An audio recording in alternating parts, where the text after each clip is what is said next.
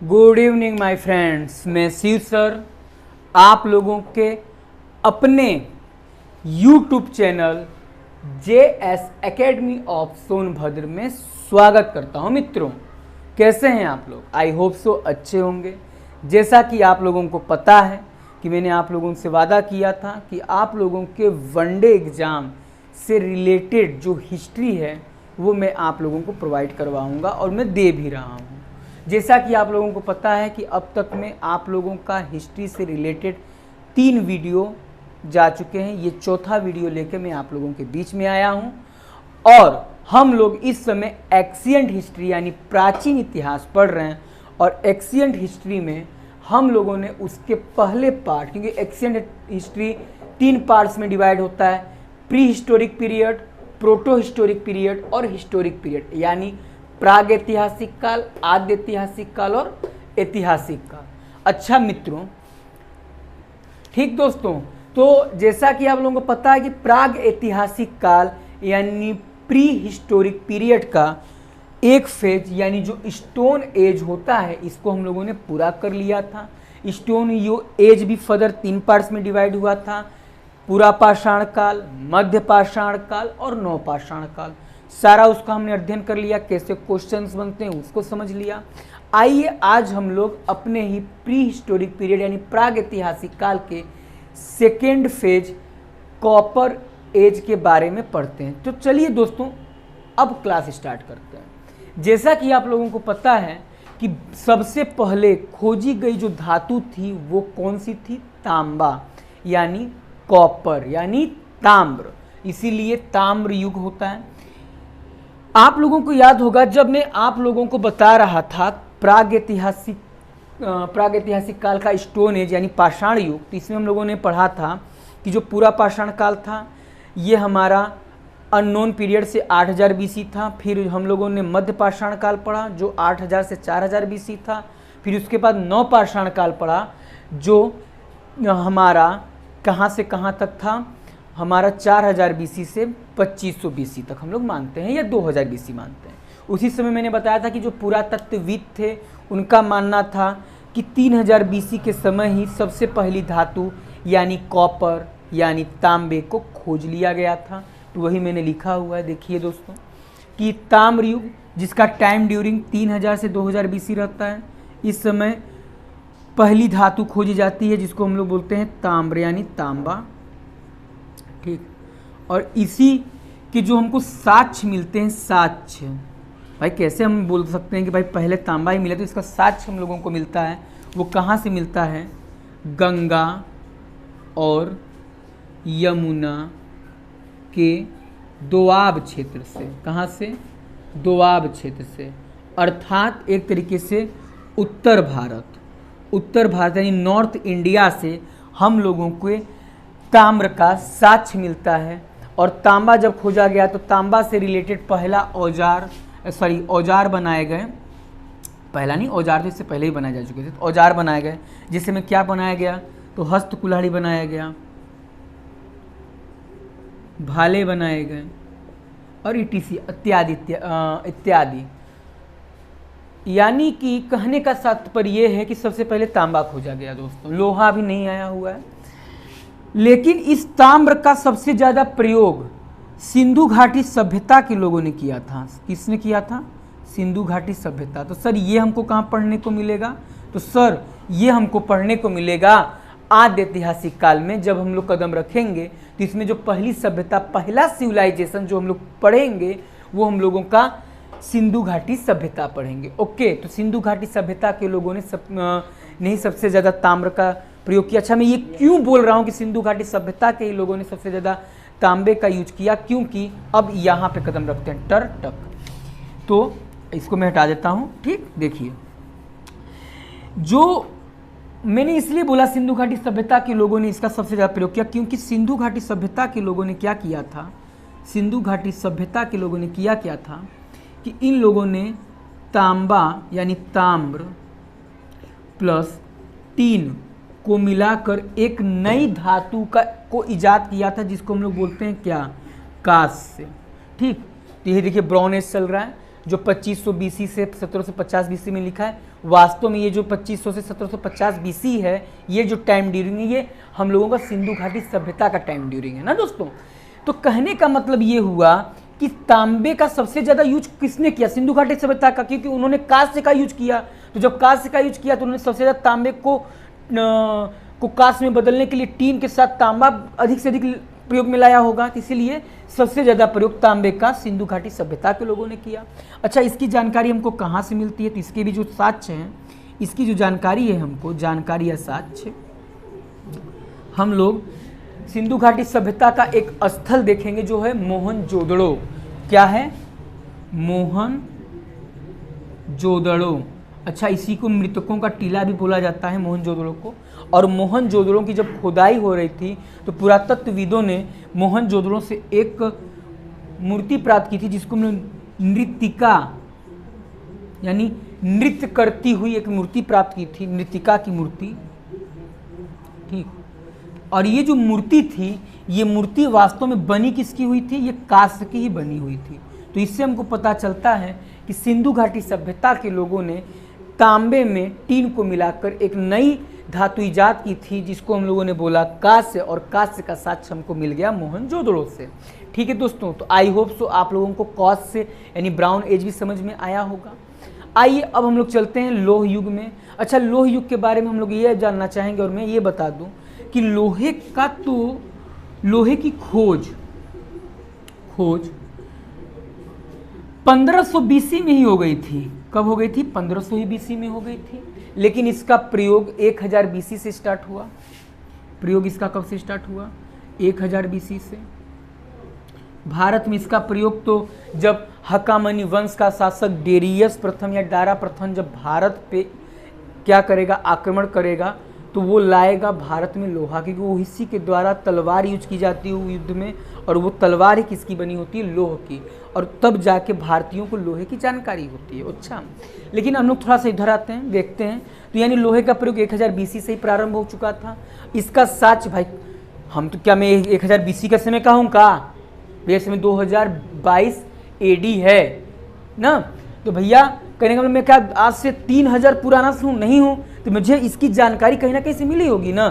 इसका जो साक्ष्य हमको मिलता है भारत में, इसका जो साक्ष्य हमको मिलता है किसका? लोहे का। तो ये देखिए काफ़ी इंपॉर्टेंट क्वेश्चन है कि लोहे का साक्ष्य भारत में कहाँ से मिलता है। तो लोहे का साक्ष्य भारत में उत्तर प्रदेश, अपना उत्तर प्रदेश, यूपी के एटा जिले के अतरंजी खेड़ा नामक स्थान से नामक स्थान से इसकी हमको जानकारी मिलती है। यानी लोहे का प्रथम साक्ष्य भारत में उत्तर प्रदेश के एटा जिले के अतरंजी खेड़ा नामक स्थान से मिलता है। और ये आप लोग एकदम याद कर लीजिए, क्योंकि ये क्वेश्चन काफ़ी बार बना हुआ है आप लोगों के एग्जाम में, और मैंने यहाँ स्टार बनाया हुआ है, यानी ये इम्पॉर्टेंट है। तो चलिए, ये तो चीज़ हम जान गए, लेकिन मैंने अभी एक वंश का नाम लिया, हक्कामनी वंश, और उसका जो शासक था डेरियस प्रथम या दारा प्रथम, उसका मैं नाम लिया। तो थोड़ा सा उसके बारे में जानते हैं कि कैसे भारत में लोहे को लाया है। तो आई होप सो आप लोग इसको कर चुके होंगे, नहीं किए हैं तो हम साइट हो रहे हैं, इसका स्क्रीनशॉट ले लीजिए और इसको कर लीजिए। ठीक,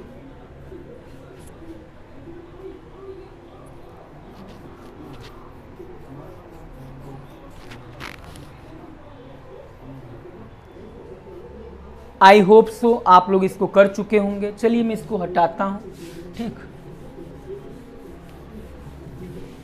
आइए और थोड़ा सा हम लोग इतिहास की परिचर्चा इस तरीके से करते हैं।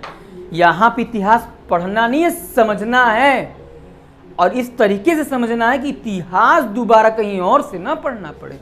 तो देखिए दोस्तों, एक चीज मैं बता दूं, भारत में तो ऐसे बहुत आक्रमण हुए हैं, जैसे इराक, ईरान यानी फारसियों का आक्रमण हुआ है, यूनान का आक्रमण हुआ है। फिर उसके बाद जब हम लोग मुस्लिम डायनेस्टी या मुस्लिमों के बारे में पढ़ेंगे, तो उसमें सबसे पहले जो आक्रमण हुआ था 712 में मोहम्मद बिन कासिम ने किया था। फिर उसके बाद मोहम्मद गजनवी करते हैं, मोहम्मद गोरी करता है, फिर दिल्ली सल्तनत यानी मुगल भारत में आते हैं, फिर अंग्रेज आते हैं व्यापार में, तो वो भारत को गुलाम बनाएंगे। यानी इस तरीके से भारत पे तो कई आक्रमण हुए हैं। लेकिन अगर एक क्वेश्चन बन जाए, क्या बन जाए क्वेश्चन क्वेश्चन ये बन जाए कि भारत पर सबसे पहला विदेशी आक्रमण कौन सा था? विदेशी आक्रमण तो ये हम लोग जानेंगे किसने किया था। तो फारसियों के द्वारा किया गया था। उस समय जो इराक ईरान था, आज तो इराक ईरान फारस से अलग हो चुका है, लेकिन उस समय इराक ईरान और फारस एक ही में हुआ करते थे। यानी ईरान इराक या फारसियों के द्वारा, ठीक, फारसियों के द्वारा भारत पर सबसे पहला विदेशी आक्रमण हुआ था। अब देखिए, अब थोड़ा सा इतिहास की पृष्ठभूमि पन्नों को टटोलते हैं हम लोग, तो पाएंगे कि उस समय जिस समय ईरान इराक फारस ने भारत पे आक्रमण किया था, तो उस समय वहाँ पर एक वंश, एक डायनेस्टी रूल कर रही होती है जिसका नाम होता है हक्कामनी वंश ना। और इसी हक्कामनी डायनेस्टी में एक रूलर रूल कर रहा होता है जिसका नाम होता है क्या? साइरस। क्या नाम होता है? साइरस। अच्छा, साइरस से संबंधित एक क्वेश्चन है, आप लोग लिख लीजिएगा, ये काफ़ी इंपॉर्टेंट हो जाता है साइरस जब वो प्रश्न पूछता है कि भारतीय उपमहाद्वीप पर आक्रमण करने वाला सबसे पहला विदेशी कौन था? तो साइरस था। यानी इसने भारत पे तो आक्रमण नहीं किया था, लेकिन इसने भारतीय उपमहाद्वीप पर आक्रमण किया था। और इसी का पुत्र होगा कौन? डेरियस प्रथम, दारा प्रथम, जो भारत पर आक्रमण करने वाला पहला विदेशी बनेगा। ठीक, तो साइरस कौन था? साइरस था भारतीय उपमहाद्वीप पर आक्रमण करने वाला प्रथम फॉरेनर यानी विदेशी। ठीक, ये हो गया। उसके बाद साइरस के मरने के बाद, साइरस की मृत्यु के बाद हक्कामनी डायनेस्टी का ही अगला रूलर बनता है इसी का सन यानी इसी का पुत्र, यानी ही इसका क्या बनता है? अगला सक्सेसर बनता है, यानी उत्तराधिकारी बनता है। उत्तराधिकारी, उसका नाम क्या होता है? डेरियस प्रथम। क्या होता है? डेरियस प्रथम, या इसी को हम लोग कहीं कहीं कहते हैं दारा प्रथम। जैसे एक व्यक्ति के एक दो नाम तीन नाम होते हैं ना, जैसे आपके घर का नाम यानी निक नेम कुछ और है, स्कूल का नाम कुछ और है, दोस्तों के बीच आप कुछ और नाम से जाने जा रहे हैं, उसी तरीके से। तो जो डेरियस प्रथम था, दारा प्रथम था, ये उस समय हक्कामनी डायनेस्टी में 522 से 513 तक क्या करता है? शासन करता है। ठीक, तो इसी यानी छठी शताब्दी चल रही है। देखिए कौन सा समय चल रहा है? ये छठी शताब्दी चल रही है। और मैंने बोला था ना, भारत में लोहे का युद्ध छठी शताब्दी के समय हुआ था। और आप देख रहे हैं डेरियस प्रथम या दारा प्रथम का जो रूल करने वाला टाइम है वो 522 से 513 BC है। ओके, तो अब हम इसको मैं हटा देता हूँ, आप लोग कर चुके होंगे, और थोड़ा सा इस चीज़ को मैं यहाँ लेके आता हूँ। तो देखिए, यही जब हक्कामनी वंश का अगला रूलर जो डेरियस होता है या दारा होता है, ये 519 या 518 BC के समय क्या करता है? भारत पर आक्रमण करता है। कहाँ पर? भारत पर। भारतीय उपमहाद्वीप पर जिसके पिता ने आक्रमण किया था, लेकिन भारत पर आक्रमण कौन करता है? ये करता है। तो थोड़ा सा मैप के जरिए हम लोग समझ लेते हैं इस चीज़ को, थोड़ा मैप में बना देता हूँ। अच्छा, तो यहाँ देखिए,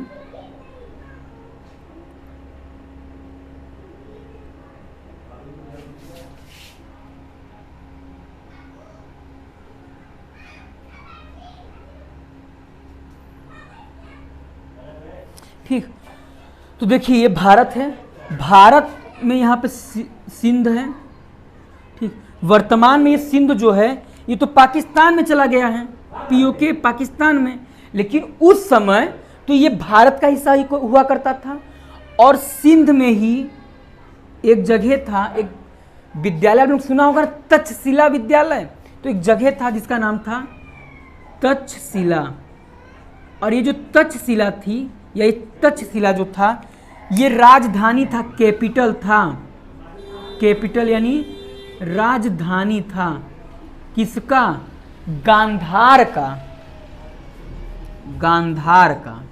गांधार की राजधानी थी तक्षशिला।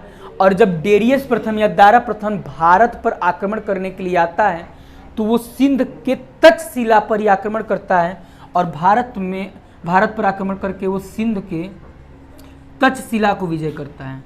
तक्षशिला विजय करता है यानी जीतता है, विजय करता है। और ये क्या मैं उस समकालीन तो हूं नहीं, किसके कंटेम्प्रेरी तो हूं नहीं मैं डेरियस प्रथम या दारा प्रथम के, तो इसकी जानकारी, इसका साक्ष्य हमको कहां से मिलता है? तो एक फारसी अभिलेख है। क्या है? फारसी अभिलेख है। फारसी अभिलेख है जिसको हम लोग बोलते हैं बेहिस्तून अभिलेख। फारसी अभिलेख है जिसको हम लोग बोलते हैं बेहिस्तून अभिलेख।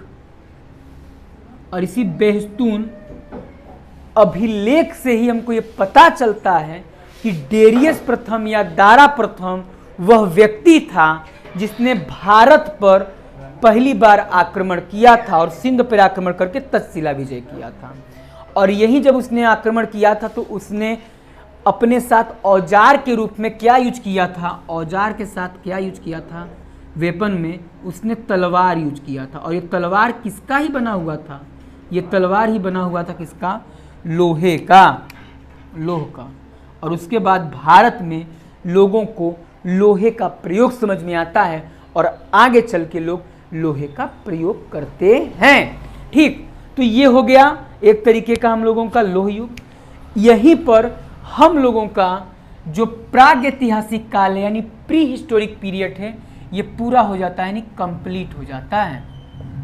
ठीक, अब उसके बाद एंशिएंट हिस्ट्री के किस पार्ट पे चलेंगे? अब दूसरे पार्ट पे जिसको हम लोग बोलते हैं प्रोटो हिस्टोरिक पीरियड यानी आद्य ऐतिहासिक काल। मैं प्रोटो हिस्टोरिक पीरियड या आद्य ऐतिहासिक काल को अगले वीडियो के माध्यम से समझाऊंगा, बट मैं थोड़ा सा परिचर्चा कर देता हूं आद्य ऐतिहासिक काल के बारे में, जैसे आप लोग अगर कहीं और से या यूट्यूब पर सर्च करके कुछ पढ़ सकें उसके बारे में। तो आई हो इसको कर लीजिए। मैं आप लोगों को 10 सेकेंड देता हूं, आप लोग इसका स्क्रीनशॉट ले लीजिए।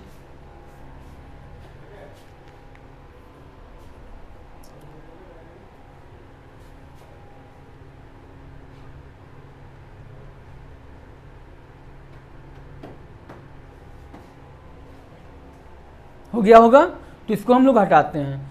तो हम लोगों ने पाषाण युग भी पढ़ लिया, ताम्र युग भी पढ़ लिया, यानी एक तरीके से हम लोगों ने प्राग ऐतिहासिक काल को पूरा पढ़ लिया। ये सब चीज़ों को अच्छे से हम लोग पढ़ लिए और सारा आप लोग नोट्स बनाइए अच्छे से।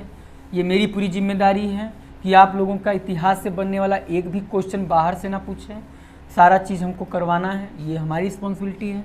और आप लोगों की रिस्पॉन्सिबिलिटी ये बनती है कि आप लोग अच्छे से मन लगा के नोट्स बनाइए। ठीक, चलिए अब हम लोग आ जाते हैं किसमें? आद्य ऐतिहासिक काल में, यानी प्रोटो हिस्टोरिक पीरियड में आ जाते हैं। ठीक, तो जो मेरा ये आद्य ऐतिहासिक काल है, प्रोटो हिस्टोरिक पीरियड है, इसमें हम लोग दो सिविलाइजेशन, दो सभ्यताओं के बारे में पढ़ेंगे। किसके बारे में पढ़ेंगे? दो सभ्यता के बारे में। ठीक,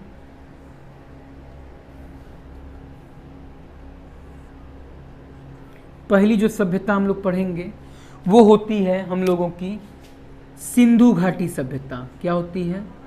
सिंधु घाटी सभ्यता, यानी इसको हम लोग बोलते हैं इंडस वैली सिविलाइजेशन ना। ये हो गया, जिसका टाइम ड्यूरिंग 2500 से 1750 BC होता है। ठीक, तो याद करिए इसको। ये जो टाइम ड्यूरिंग है मैंने आप लोगों का ब्रॉन्ज एज कांस्य युग में भी डाला था ना, तो मैंने बताया था वहाँ पे कि हड़प्पा सभ्यता का टाइम ड्यूरिंग यही होगा। उसके बाद जो दूसरा होता है उसको हम लोग बोलते हैं वैदिक पीरियड, वैदिक सभ्यता, यानी वैदिक सिविलाइजेशन। ठीक, जिसका टाइम ड्यूरिंग होगा आप लोगों का 1500 से 600 BC। इसी 600 BC के बाद हम लोगों को पढ़ना होगा क्या, अब उसके बाद वंश आने लगेंगे, वंश के बारे में पढ़ेंगे, जिसमें पहला वंश हर्यक वंश होता है, फिर शिशुनाग वंश, फिर नंद वंश, ये सब चीज़ें पढ़ते हैं। फिलहाल में यहाँ पे आइए टॉपिक पर ही हम लोग रहें, अदर चीज़ पे ना जाए। तो ये हो गया। अच्छा दोस्तों, एक चीज़ मैं आप लोगों से पूछना चाहूँगा, मैं यहाँ पे एक चीज़ लिखा हूँ, सभ्यता।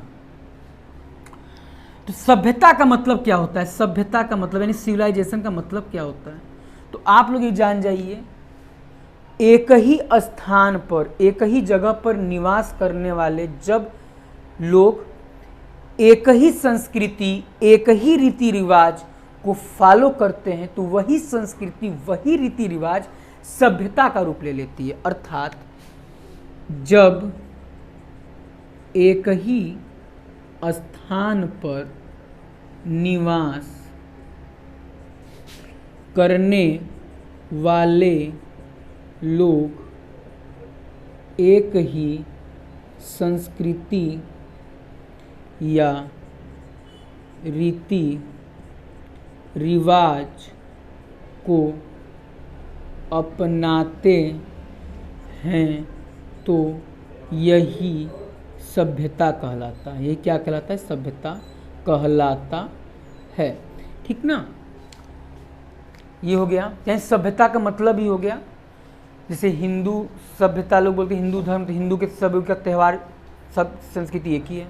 अच्छा आइए एक चीज़ हम लोग जानते हैं, ये जो सिंधु घाटी सभ्यता है ना मेरे मित्रों, ये भारत की नहीं बल्कि भारतीय उपमहाद्वीप की पहली नगरी सभ्यता है। यानी ये जो है सिंधु घाटी सभ्यता, ये भारतीय उपमहाद्वीप की प्रथम यानी फर्स्ट नगरी सभ्यता है। क्या है, नगरी सभ्यता। और ये जो है वैदिक सभ्यता, ये एक तरीके की क्या है, ग्रामीण सभ्यता है। क्या है, ग्रामीण सभ्यता।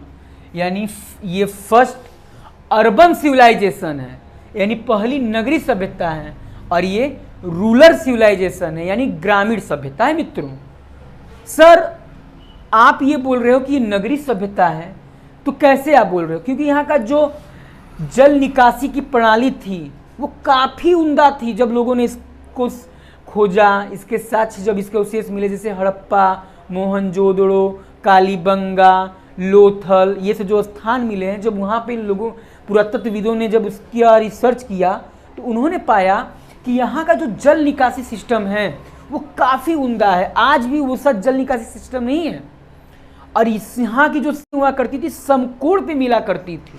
आज भी उस तरीके का मतलब स्ट्रक्चर नहीं है हमारे यहाँ। तो यानी ये मतलब एक तरीके का काफ़ी आगे विकसित था, इसलिए इसको हम लोगों ने नगरी सभ्यता नाम दिया। ठीक, लेकिन ये जो है यहाँ की जो जल निकासी थी, जो नालियाँ थी, वो नालियाँ बड़े नालों के संग मिली हुई थी, और नालियाँ और नाले ढके हुए थे। आज हमारे शहरों में भी कई शहर ऐसे हैं जहाँ पे नालियाँ ढकी हुई नहीं है, खुली हुई हैं, और गाँव में तो पूछिए मत, अभी तक कोई सुधार नहीं आया है। धीरे धीरे हालांकि चीज़ें बदल रही हैं, लेकिन अभी भी बहुत गांव ऐसे हैं जो पिछड़े हुए हैं, लेकिन उस समय वहाँ पर तो ऐसा था नहीं। तो इसी आधार पे, जल निकासी के आधार पे इसको नगरी सभ्यता का नाम दिया गया दोस्तों। ठीक, तो ये हो गया प्रथम नगरी सभ्यता, और ये होगी ग्रामीण सभ्यता। तो आई होप सो मेरे मित्रों आप लोगों को काफ़ी अच्छा लगा होगा। अगर अच्छा लगा हो तो लाइक करिए, सब्सक्राइब करिए, और अपने दोस्तों तक इस वीडियो को शेयर करिए, जिससे वो भी हिस्ट्री पढ़ सकें। और आगे की वीडियो में मैं आद्य ऐतिहासिक काल प्रोटो हिस्टोरिक पीरियड को पढ़ाऊंगा, और उसमें सबसे पहला सिविलाइजेशन सिंधु घाटी सभ्यता को हम लोग पढ़ेंगे। अच्छा, सिंधु घाटी सभ्यता को अन्य नामों से भी जाना जाता है, जैसे हड़प्पा पहला स्थान खोजा गया तो इसको हड़प्पा सभ्यता बोलते हैं। यहीं के लोगों ने सबसे पहले कपास की खेती की थी, कॉटन की, इसलिए इसको कॉटन सिविलाइजेशन यानी कपासी सभ्यता भी बोलते हैं। तो ये सारी चीज़ें हम लोगों को अगली वीडियो में पढ़ने की मिलेंगी दोस्तों। तो ठीक है दोस्तों, अगले वीडियो में हम लोग यहाँ से स्टार्ट करेंगे। Thanks my friends.